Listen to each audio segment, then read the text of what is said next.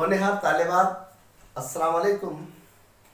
आज हम 9वीं जमात के उर्दू के सबक नंबर 6, जिसका उन्वान है बगदाद का सफ़र, और इसके रावी और मुसन्निफ है सज्जाद हैदर यल्दरम।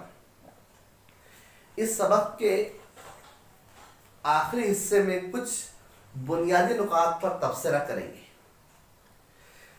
सज्जाद हैदर यल्दरम, जो कि डिप्टी कलेक्टर भी थे, अपने 50 साल ज़िंदगी में उन्होंने बड़े ही अच्छे अंदाज में कारनामे नुमाए अंजाम दिए।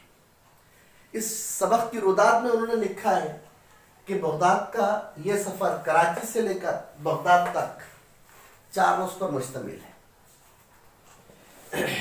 वो 4 रोज़ और उसका नक्शा आपके सामने इस तरह से यहाँ दिया गया है कि जब ये बहरी जहाज़ का सफ़र, जब मुसन्निफ इस पर रवाना होते हैं तो पहला जो बंदरगाह है कराची की, वो कराची की इस मुकाम से बहरी जहाज़ सफ़र करते हुए शुरू होते हैं। उसके बाद वहाँ से मस्कत पहुँचते हैं, मस्कत के बाद बूशहर पहुँचते हैं, उसके बाद तुर्की होते हुए ईरान पहुँचते हैं, और ईरान से मुहम्मरा पहुँचते हैं, मुहम्मरा से बसरा पहुँचते हैं।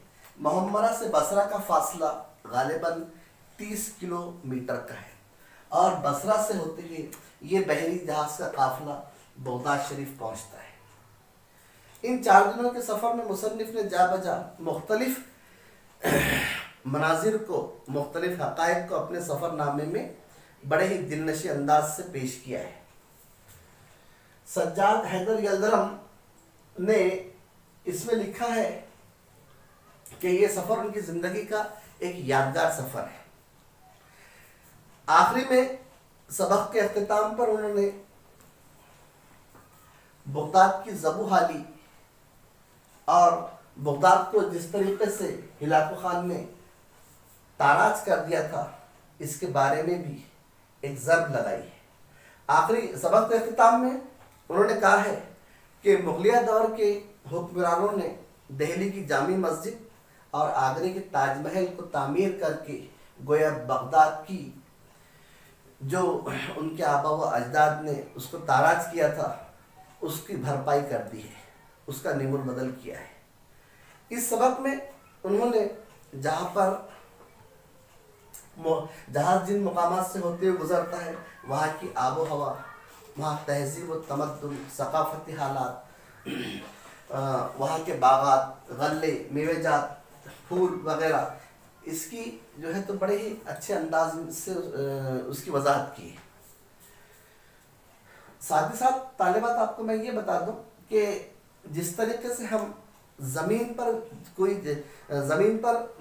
जब किसी सफ़र को हम ट्रेन के ज़रिए, बस के ज़रिए, मोटरसाइकिल के ज़रिए करते हैं, तो उसकी रफ्तार और उसका फासला नापने के लिए जो इकाइयाँ इस्तेमाल होती है वो होती है किलोमीटर।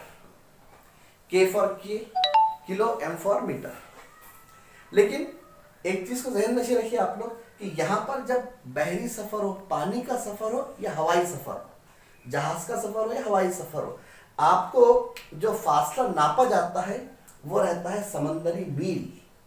यहाँ पर एनएम दिया हुआ है, N for nautical, M for मील। 1 नॉटिकल मील बराबर 1.852 किलोमीटर होता है। आपको बुनियादी चीज़ ये बताना ज़रूरी है यहाँ पर बुनियादी तौर से कि ज़मीन पर जो फासला नापा जाता है, लंबाई नापने के लिए, फासला नापने के लिए, वो किलोमीटर का होता है। लेकिन जब हम समंदर में किसी चीज़ का फासला नापना है तो जाहिर है कि वहाँ तो ज़मीन होती ही नहीं है, तो उस फासले को कैसे नापेंगे? तो उस फासले को नापने के लिए फर्जी खतूत, अर्जुल बलद और तुरुल बलद, इसकी मदद से वो फासला नापा जाता है। इसका एक अलग वीडियो है, लेकिन बहरहाल आप इतना समझ लीजिए कि उस फासले को यहाँ पर एनएम का नाम दिया गया है। एनएम, एन से नॉटिकल, एम से मील, यानी नॉटिकल मील, समंदरी मील। एक समंदरी मील की पैमाइश इतनी होती है। तो ये फासले को, बहरी जहाज़ के फासले को समंदरी मील के ज़रिए नापा जाता है, हवाई जहाज़ के फासले को समंदरी मील के ज़रिए नापा जाता है, और ज़मीनी फासले को जो है तो किलोमीटर के ज़रिए नापा जाता है। सबक के अख्ताम पर बगदाद के सफ़र में उन्होंने 7वें दौर के अब्बासी खलीफा, 8वें दौर के अब्बासी खलीफा मलिका ज़ुबैदा और बगदाद की ज़बू हाली पर और हिलाकु खान की बरबरियत पर बहुत अच्छे वाज़ेह पैराए में अपने ख़यालात का इजहार किया है। यहाँ पर इस नक्शे के ज़रिए से आप लोग इस समंदरी सफ़र को समझ सकते हैं कि ये 400 मील का सफ़र था। 400 मील का सफ़र था जिसको 4 दिन लग गए हैं। इसको एक बार तो मैं और रिपीट कर रहा हूँ कि ये सफ़र जो है तो कराची की बंदरगाह से शुरू हुआ, ये मैप है, और कराची की बंदरगाह से मस्कत, बूशहर, तुर्की, ईरान, मोहमेरा, बसरा और बगदाद पर ख़त्म हो गया।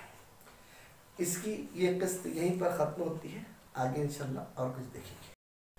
अजीज़ तालिबात, बगदाद के सफ़र को आपने सुना, उसका मुताला किया, उसके अज्जाए तरकीबी को देखा, समझा। आपके लिए एक नई सरगर्मी ये है कि आप अपने तौर पर मलकापुर से बम्बई का सफ़र बाय ट्रेन के ज़रिए हो या बस के ज़रिए हो, इसकी रुदात खुद लिखेंगे और उसको बराह रास्त मुझ तक पहुँचाने की कोशिश करेंगे।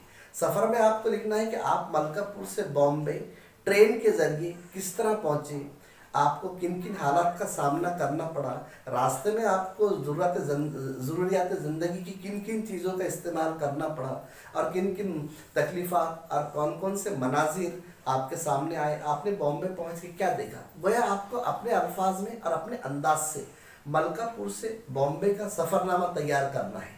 ये भी आपकी एक रुदात रहेगी ताकि आपको सफ़रनामे की हकीकत और उसकी सालमियत का भरपूर अंदाज़ा लगाया जा सके।